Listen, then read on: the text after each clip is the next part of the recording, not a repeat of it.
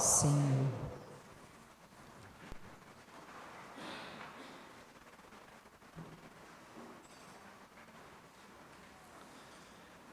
Irmãos e irmãs, durante esse tempo comum, nós vamos continuar escutando em fragmentos a história do povo de Israel.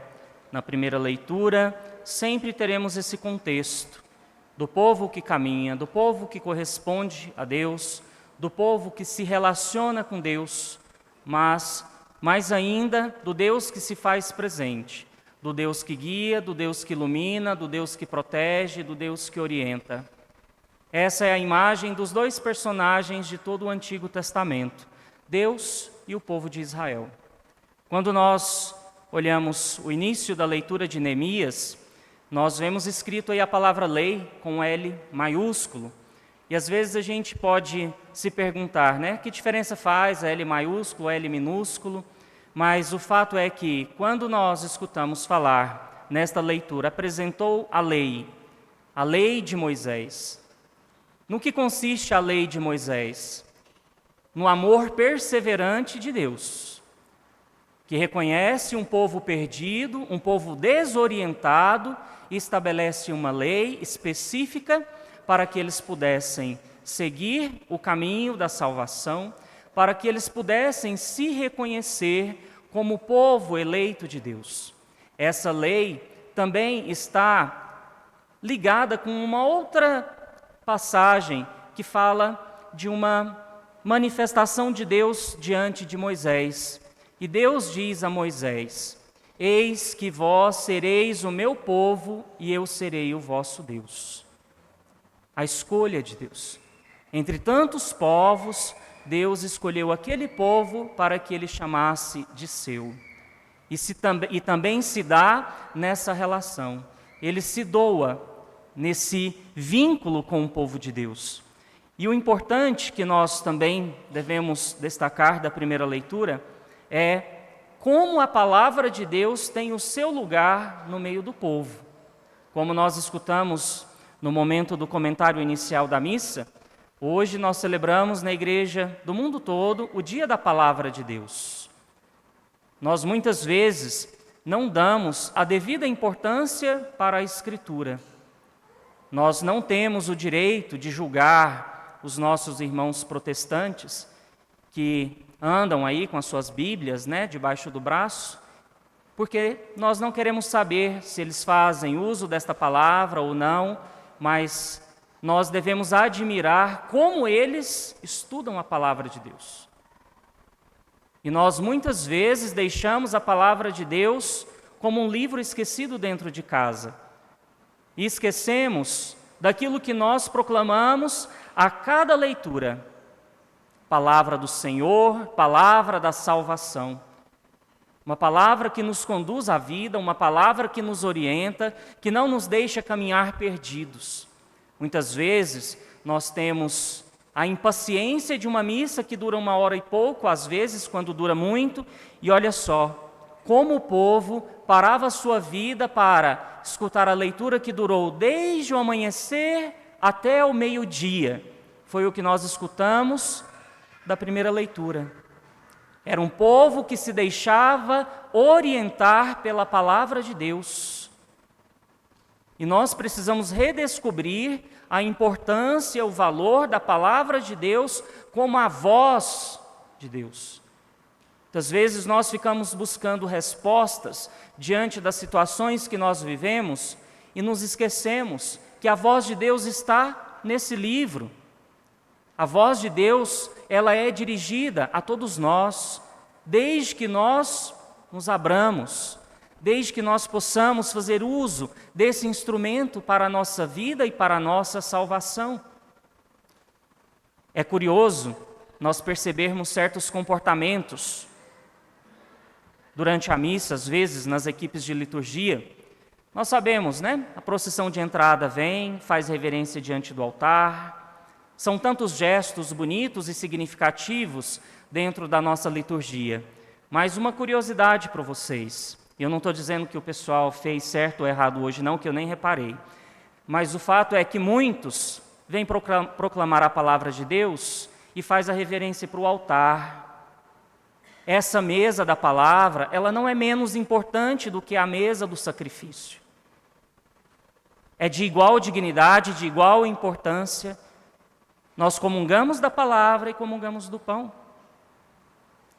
Por isso, devemos ter a clareza, a consciência de que a palavra de Deus deve ocupar um lugar fundamental na nossa vida, se nós queremos de fato caminhar orientados de acordo com a vontade de Deus. No Evangelho de hoje, nós escutamos o início do trecho de São Lucas. São Lucas vai ser o evangelista de todo esse ano. O ano C, o ano de 2025, vai ser iluminado pelo Evangelho de São Lucas. E escutamos bem o início mesmo. E aqui ele faz um prólogo, a palavra inicial do Evangelho. E é interessante como ele diz para o Teófilo. Teófilo significa amigo de Deus. Traduzindo do grego, significa amigo de Deus. Então ele diz para esse amigo de Deus que, depois de tantos estudos realizados, resolveu escrever de forma ordenada. E, de fato, São Lucas é o evangelista que menciona as fases da vida de Jesus, desde antes do nascimento. Ali o momento da encarnação, do anúncio da encarnação, o nascimento, a apresentação no templo e assim por diante. Agora, também devemos destacar aquilo que nós evidenciamos do comportamento de Jesus no início desse evangelho. Domingo passado, nós escutamos quando Jesus fez o milagre das bodas de Caná, transformando água em vinho. No outro domingo anterior ainda, nós escutamos sobre o batismo do Senhor, a manifestação pública de Jesus Cristo como Messias. Foi reconhecido. João Batista apontou Jesus Cristo, mas também no Evangelho nós escutamos a voz de Deus que veio do alto: esse é o meu Filho bem-amado, em quem eu pus o meu bem-querer. Nem Jesus Cristo faz essa autoproclamação. É Deus quem reconhece, é Deus quem proclama e manifesta a filiação de Jesus. E aí agora nós vemos como Jesus começa o seu caminho. Aqui ele ainda não está com os discípulos.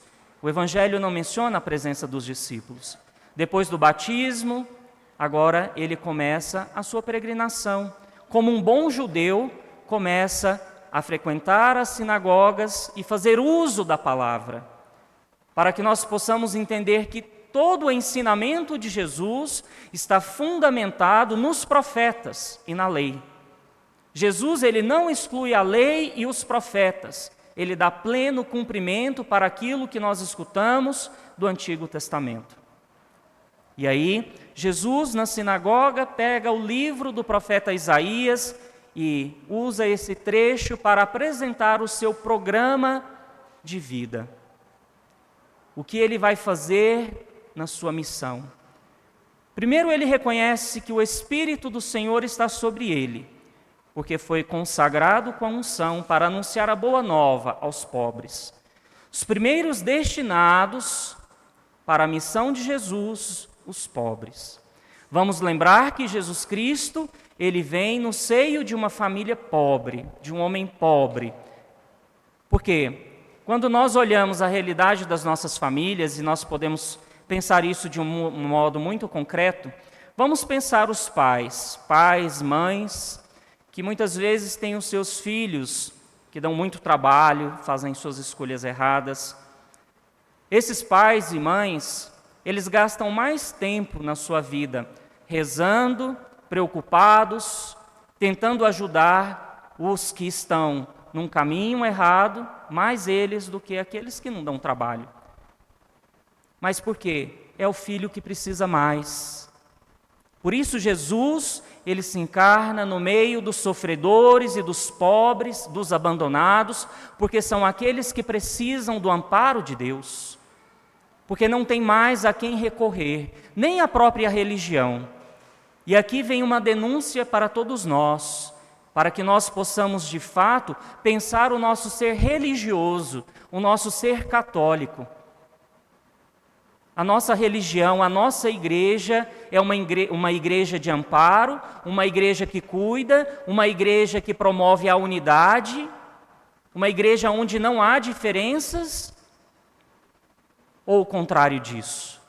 Porque se for o contrário disso, a nossa igreja não é nada diferente dos judeus da época de Jesus, dos fariseus, dos saduceus, dos mestres da lei.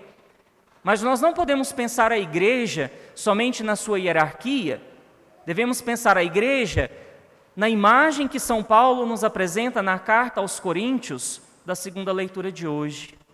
Uma igreja que é feita pelos seus membros, por todos aqueles que foram batizados e batizadas. São Paulo diz para a comunidade dos Coríntios: de fato, todos nós, judeus ou gregos, escravos ou livres, fomos batizados num único Espírito, o Espírito de Deus que nos une, que nos faz ser um só corpo com Cristo. Somos indignos, de fato, como nós rezamos antes da comunhão, somos indignos de tomarmos parte desse corpo de Cristo, sermos reconhecidos como parte de Cristo. Mas Deus escolheu, é a escolha de Deus. E nós devemos nos enxergar em toda essa história, desde o Antigo Testamento até o nosso tempo hoje, como o privilégio de termos sido escolhidos, chamados a fazermos parte desse corpo místico de Cristo. Por isso não cabe dentro desta igreja, dentro desta religião, comportamentos que desunem, comportamentos que separam, aonde existe superior e inferior. Não podemos usar esta imagem, promover esse comportamento no nosso meio. Isso existe muito e precisa ser mudado, para que assim nós possamos dar um testemunho autêntico daquilo que Jesus Cristo nos anuncia, senão a nossa fé é vã.